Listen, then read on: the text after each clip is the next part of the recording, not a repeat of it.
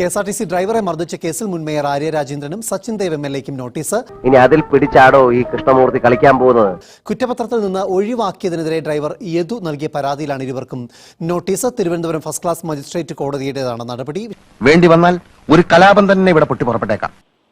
ഇരുവരെയും ഒഴിവാക്കിയതിനെതിരെ പരാതിക്കാരനായിട്ടുള്ള മുൻ KSRTC driver Yadu നൽകിയ പരാതി പരിഗണിച്ചാണ് ഇപ്പോൾ Thiruvananthapuram judicial first class magistrate കോടതി ഇരുവർക്കും നോട്ടീസ്. ഇരുവർക്ക് മാത്രമല്ല, സച്ചിൻ ദേവിന്റെ സഹോദരന്റെ ഭാര്യയ്ക്ക് കൂടി നോട്ടീസ് അയച്ചിട്ടുണ്ട്. അതായത് ചെറിയ ബുദ്ധി തോന്നിയതാണ്.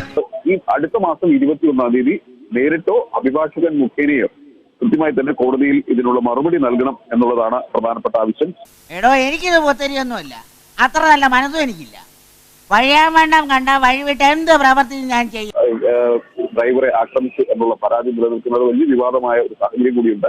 അതിനുശേഷം പോലീസ് കുറ്റപത്രം സമർപ്പിച്ചപ്പോൾ ആര്യയും അതോടൊപ്പം തന്നെ സച്ചിൻ ദേവിനും ബോധപൂർവ്വം ഒഴിവാക്കി എന്നുള്ളതായിരുന്നു യദുവിന്റെ ആക്ഷേപം.